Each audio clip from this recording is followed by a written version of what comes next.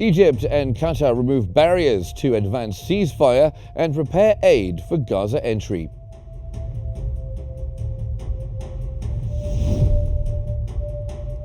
France works with the EU to lift Syria sanctions, facilitate aid and support reconstruction.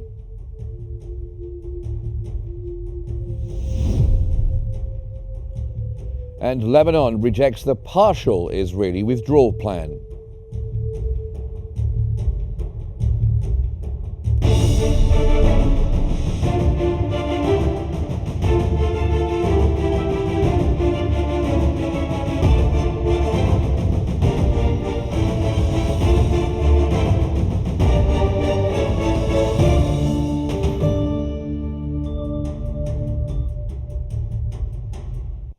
Hello, good evening and welcome to this slightly later 8 o'clock news bulletin from Qnews. You were just watching the live press conference from Jean-Noel Barrot at the Syria conference in Paris. We'll have more on that shortly. But we begin today's bulletin with the latest developments from Gaza.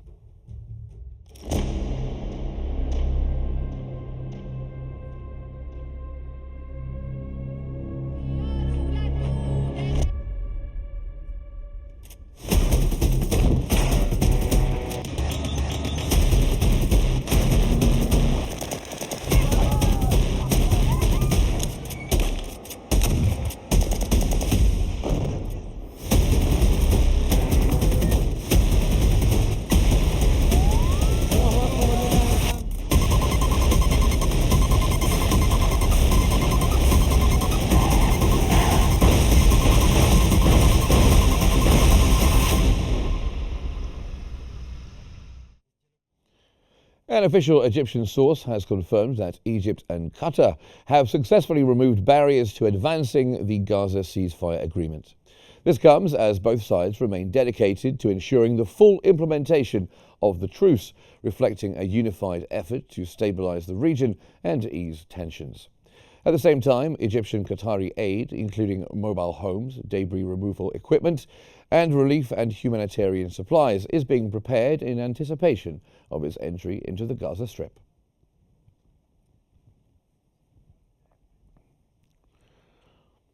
Dozens of trucks carrying mobile homes have lined up on the Egyptian side of the Rafah border crossing, preparing to enter Gaza. Alongside the trucks carrying mobile homes, several pieces of heavy equipment have been positioned on the Egyptian side of the Rafah crossing in preparation for entering the Strip. This comes as a total of 266 aid trucks, including 22 fuel trucks, have entered the Kerem Abu Salim and Al Auja border crossings today, also in preparation for the entry into the Gaza Strip.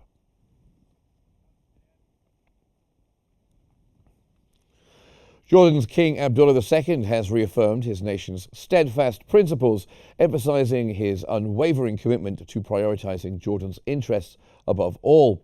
In a post on social media platform X after returning to Amman from Washington, D.C., Jordan's king expressed gratitude to the Jordanian people, saying that Jordan's stances remain firm and resolute, and that he will always strive to do what is best for his country, as Jordan's interests are paramount.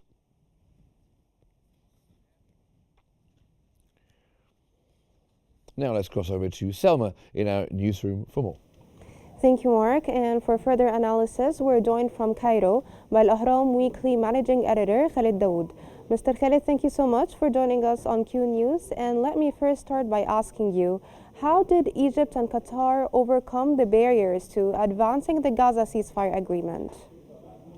Well, thank you, Salma, for having me. Obviously, there was a kind of a serious deadlock in the implementation of the very shaky ceasefire agreement when Hamas issued a statement a couple of days ago stating that it would not be releasing 3 Israeli prisoners as agreed because of Israel's repeated violations of this ceasefire agreement on many aspects, but particularly when it comes to the entry of humanitarian aid and including tents and mobile homes, which was mentioned in the ceasefire agreement that they would start getting into the Gaza Strip 2 weeks after it goes into effect. So Hamas was clearly putting pressure on the Israeli side to respect this agreement. But of course, we've seen the very angry reactions coming from the U.S. President Donald Trump, as well as the Israeli government, threatening that they would immediately go back to war if those hostages, Israeli hostages, are not released on Saturday. There was a little bit of confusion about exactly how many people, how many Israelis will be released on Saturday. Mr. Trump said all of them have to be released. The Israelis probably being on the ground, they were more realistic, and they basically agreed to stick to the original agreement, which is that three Israeli prisoners will be released on Saturday, and at the same time, through the Egyptian and Qatari mediation, Israel also agreed to allow into Gaza more humanitarian aid, although it remains unclear whether the Israelis will allow mobile homes and tents that are very much needed in Gaza as demanded by Hamas.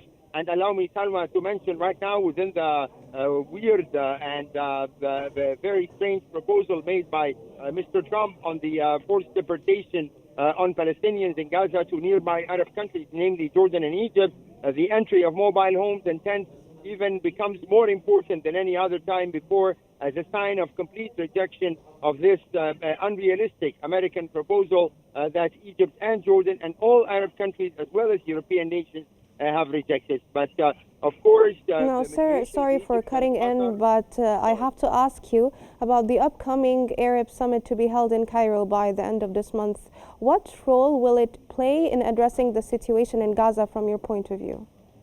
Well, allow me to say that this summit is going to be extremely important in the framework, again, of the Trump proposal to deport the Palestinians in Gaza, because this Arab summit is supposed to send a united message rejecting this Trump proposal of forced displacement, demanding again sticking to the tenets of the Arab-Israeli peace process, which is that of a two-state solution and not the displacement of the Palestinians and liquidation of the entire Palestinian coast. So, I mean, lots of preparatory work is taking place by Egyptian Foreign Minister Badr Abdel Ati. There might be some earlier Arab meetings on a smaller level, mainly like Egypt, Qatar, Jordan, United Arab Emirates, and Saudi Arabia, ahead of this Arab summit to finalize this Arab plan. But again, it's a very important summit, perhaps to approve the Egyptian plan, which stated that it's very possible to rebuild Gaza and to restore stability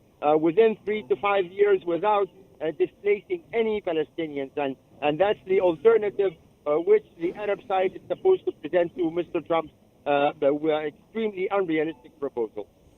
From Cairo, that was Al Ahram Weekly Managing Editor Khalid Dawood. Thank you so much for joining us here on Q News and for all the information you provided us with.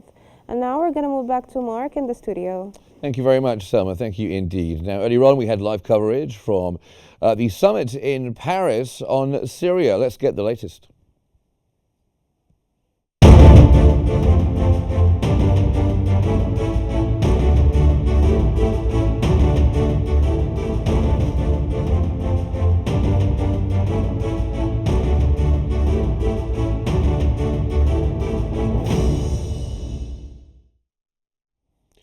French Foreign Minister Jean-Noël Barrot has announced that France is collaborating with European counterparts to lift certain economic sanctions on Syria.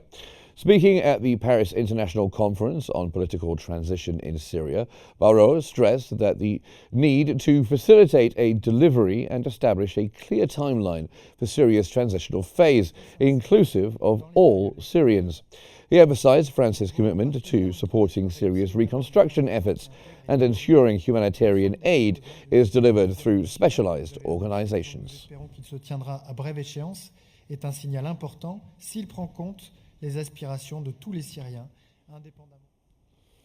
The Egyptian Foreign Minister Badr Abdel Ati has also traveled to Paris to attend this ministerial meeting on Syria hosted by France. The meeting follows previous discussions in Aqaba in December and Riyadh last month, aimed at coordinating regional and international efforts for a political solution in Syria. Abdel Ati is also said to hold bilateral talks with the participating ministers.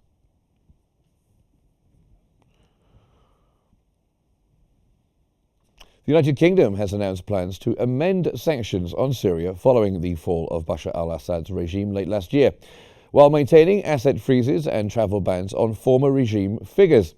The Minister, Stephen Doughty, stated that the changes aim to support Syrians in rebuilding their nation and ensuring stability, while reaffirming the government's commitment to holding al-Assad and his allies accountable.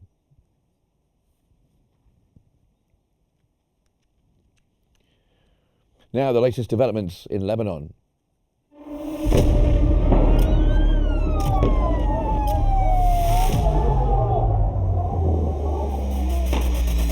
كل المستهدفين هن مدنيين.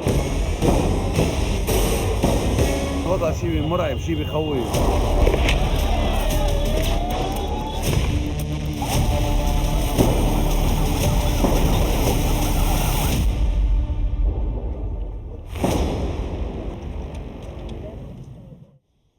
The Lebanese parliament speaker has revealed that US officials informed him of Israel's plan to withdraw on February 18th while retaining control over 5 points.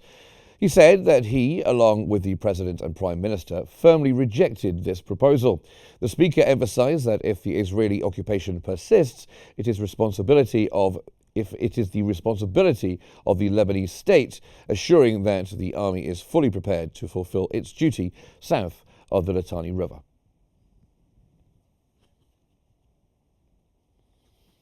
The Lebanese presidency has denied reports of an extension of the ceasefire agreement between Lebanon and Israel beyond Eid al-Fitr.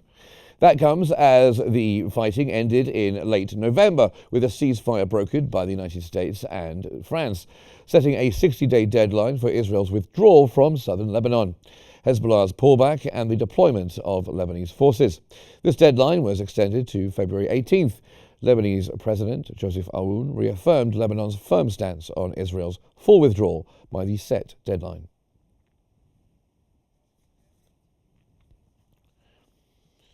Egyptian Foreign Minister Badr Abdel Ati has affirmed Egypt's readiness to support Lebanon in safeguarding its sovereignty, unity and stability while advancing its national priorities.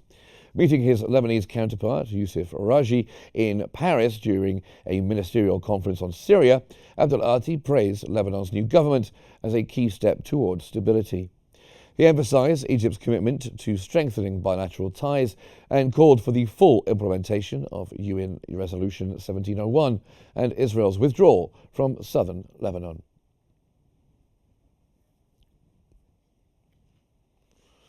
Now let's move on to Brussels, where NATO Secretary-General Mark Rutte has emphasized that Ukraine must be in the strongest possible position before engaging in negotiations, affirming allies' readiness to provide all forms of support. At a press conference in Brussels, Rutte highlighted Europe's unified stance on Ukraine and its participation in peace talks. Rutte noted that Defense Secretary Pete Hegseth's firm commitment to NATO security and stressed the need for enhanced military capabilities, requiring increased defense spending. He described Russian President Vladimir Putin as a strong yet unpredictable negotiator. $1 billion in defense, a nearly 20% increase compared with 2023. With a full two-thirds of allies spending at least 2%. EU Foreign Affairs Chief Kaja Kallas has asserted that any agreement on Ukraine reached without the EU's involvement is bound to fail. Speaking ahead of a NATO meeting, Kallas criticized Washington's quick concessions to Moscow, emphasizing that appeasement efforts consistently fall short. Her remarks followed a February 12th call between Putin and Trump, during which they discussed a ceasefire in Ukraine, bilateral relations, and agreed to future direct talks.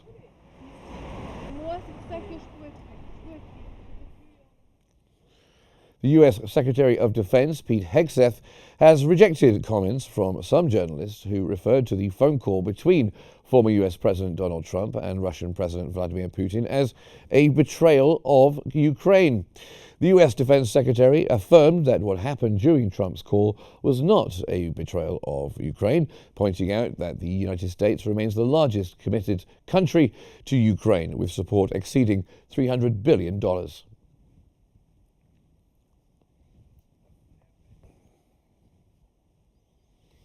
And news from Germany this afternoon. In Munich, a car has driven into a group of people in Germany, injuring several individuals.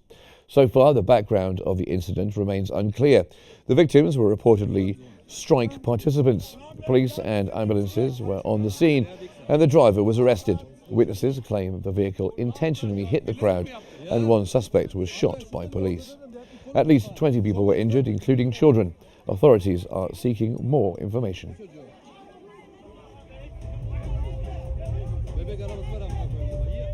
Now, just before we go, let's get a recap of the main headlines this evening. Egypt and Qatar remove barriers to advance ceasefire and prepare aid for Gaza entry. France works with the EU to lift Syria sanctions, facilitate aid and support reconstruction.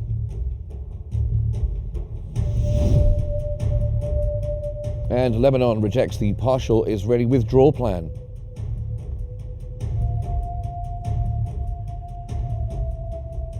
Well, that's all for our news bulletin this hour. Don't forget to follow us on social media at Qnews EGY to stay informed. Thank you for watching, and stay with Q News for more updates. Good night.